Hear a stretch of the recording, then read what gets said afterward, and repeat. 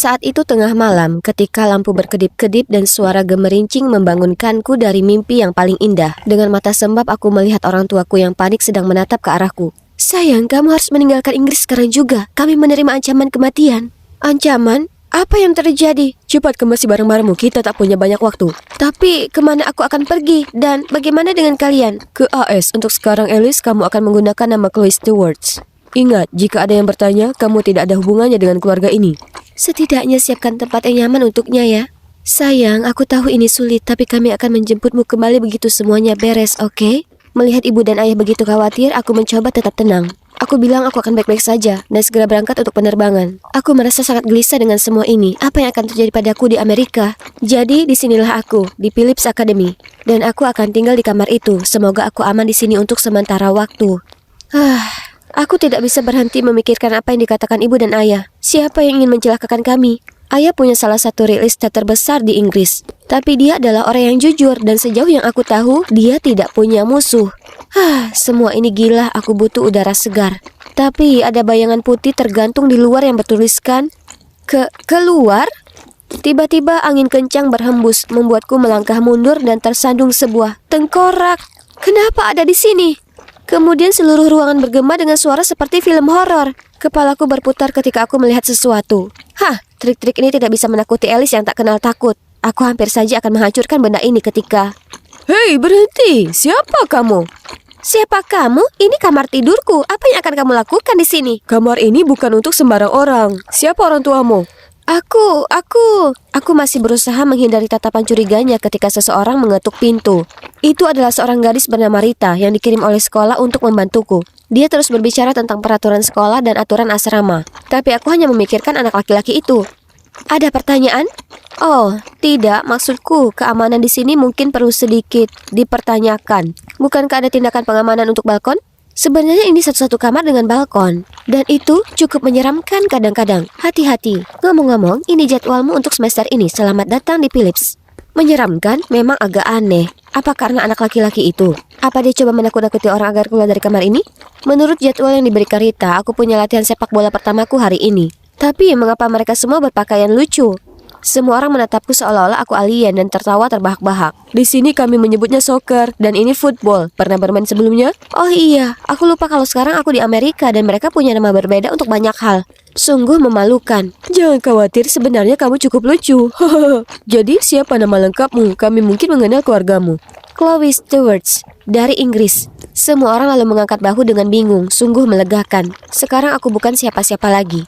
Namun Rita tidak membiarkanku berbaur. Dia bersikeras bahwa pakaianku terlalu lusuh untuk seorang siswa Phillips dan menyeretku ke mall. Aku menyukainya, tapi terkadang dia terlalu antusias. Kalau tidak, bisa dibilang terlalu berlebihan. Alice Stone, apa yang kamu lakukan di sini? Apa keluargamu pindah ke Amerika? Oh tidak, ini adalah waktu terburuk untuk bertemu dengan kerabat keluarga. Aku panik memastikan tidak ada yang mendengarnya, tapi...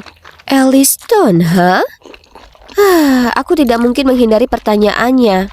Jadi aku menceritakan semua dan memintanya untuk merahasiakannya. Jangan khawatir, aku tidak akan memberitahu siapapun. Aku mendukungmu, Chloe. Tiba-tiba seluruh pengunjung mal berkerumun ke pintu masuk. Siswa-siswa emas kita, pemain terbaik dari tim sepak bola sekolah. Siswa emas, apakah ini semacam drama Korea atau apa?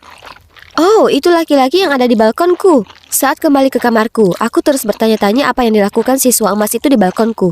Ketika aku mendapati diriku berada di rumah hantu. Apa itu? Oh, ini temanku dari kelas biologi hari ini. Saat aku membawa kerangka itu ke pojok, aku tersangkut di beberapa laba-laba mainan. Astaga, tiba-tiba ada kilatan cahaya dari balkon.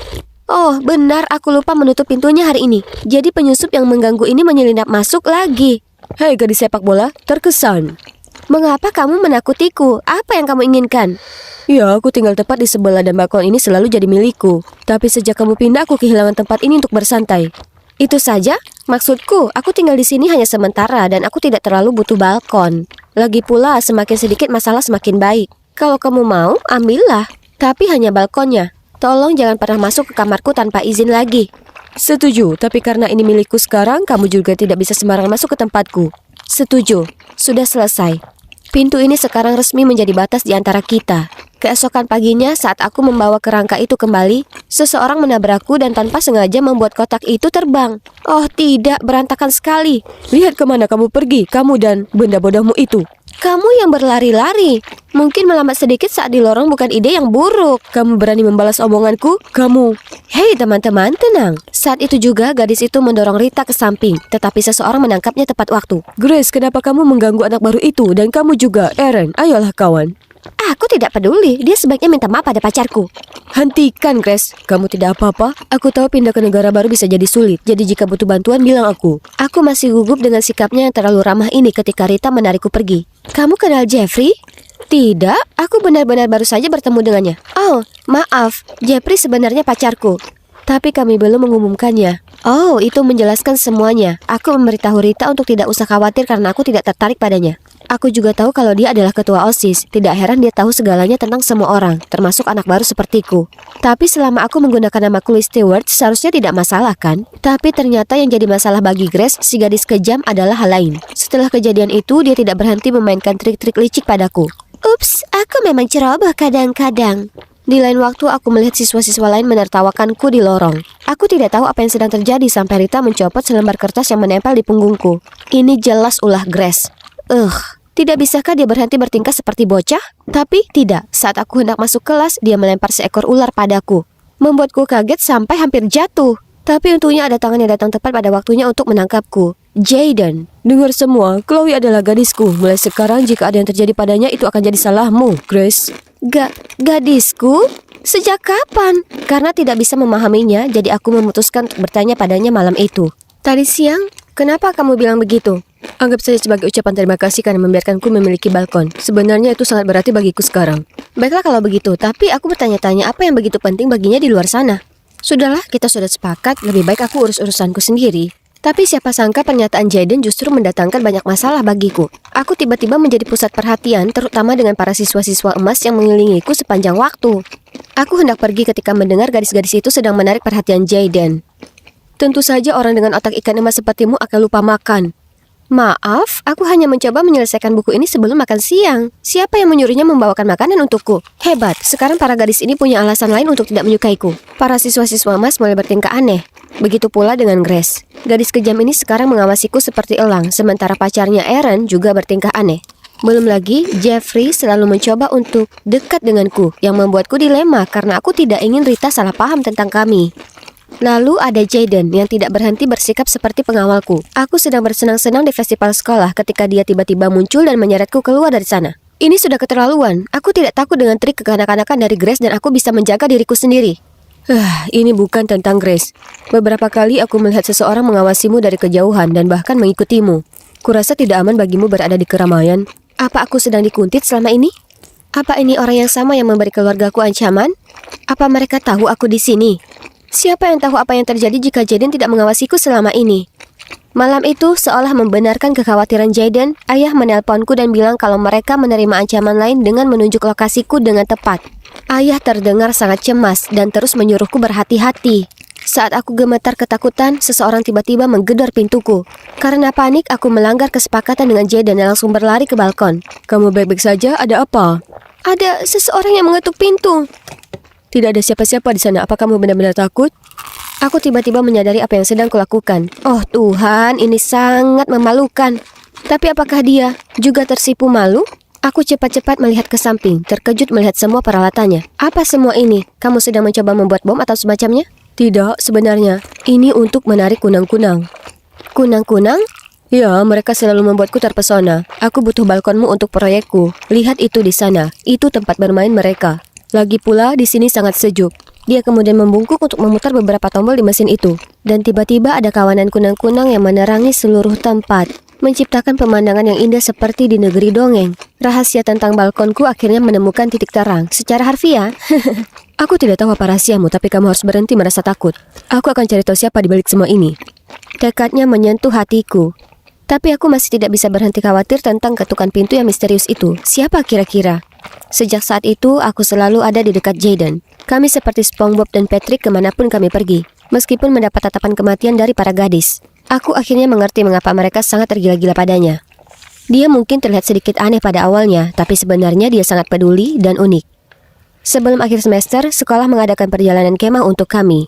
Aku berusaha memastikan Jaden selalu terlihat demi keamananku sendiri. Pendakian itu tidak mudah karena semakin banyak orang yang menyerah kecuali Jaden, yang sama sekali tidak terlihat lelah. Apa dia terbuat dari baja atau apa? Aku mencoba mengejarnya dan sesekali berhenti untuk menarik nafas. Tapi, kemana dia pergi? Panik aku mencari-cari Jaden, tapi yang kulihat hanyalah gunung-gunung dan angin dingin yang menerpaku. Tiba-tiba aku merasakan tatapan tajam mengarah padaku, tapi tidak ada siapa-siapa. Aku segera berlari dan memanggil Jaden, tapi seseorang menangkapku dari belakang. Itu Jeffrey. Tanpa sepatah kata pun, dia langsung menyeretku pergi. Apa yang sedang kamu lakukan? Kemana kamu membawaku? Maaf, tapi aku harus melakukan ini. Aku sudah menunggu sangat lama untuk momen ini. Kamu sebaiknya bertanya mengapa takdir membawamu tepat ke tangan musuhmu. Musuh? Apa maksudmu? Apakah kamu yang berada di balik ancaman itu? Orang tuaku, ya, tapi sekarang aku juga terlibat. Salahkan ayahmu dan proyek perumahan bodohnya yang merampas tanah kami. Tanah yang seharusnya jadi kawasan pertambangan keluargaku. Sekarang kami akan bangkrut semua karenamu. Dan kamu tahu, kabar itu sampai ke ayah Rita dan dia memaksa kami putus. Tapi ini urusan orang tua kita dan aku tidak ada hubungan dengan itu. Mengapa kamu membalasnya padaku? Ya, mungkin jika putri mereka tercinta dalam bahaya, mereka akan melakukan sesuatu. Dalam bahaya? Apa yang akan dia lakukan? Tepat saat itu, seseorang muncul dan membebaskan aku dari cengkraman Jeffrey. Maaf sudah meninggalkanmu sendirian, tapi aku perlu tahu siapa dalang di balik semua ini. Kamu jangan ikut campur, ini bukan urusanmu. Kamu harus tenang, jangan membuat dirimu dalam masalah karena kesalahan orang tuamu. Jeff, kamu sudah bekerja keras untuk menjadi ketua OSIS. Apa kamu hanya akan membuang semuanya begitu saja? Kata-kata Jaden sepertinya menyentuh karena kami melihat Jeffrey jatuh berlutut. Aku akan bicara dengan ayahku dan aku yakin dia bisa membantu kalian dengan bisnisnya. Keluarga kita selalu dekat dan kami akan mendukungmu, Jeff. Melihat keputusasaan Jeffrey, aku merasa kasihan padanya. Apa yang dilakukan sungguh mengerikan, tapi orang tuanya tidak seharusnya menempatkannya dalam posisi yang tidak adil seperti ini.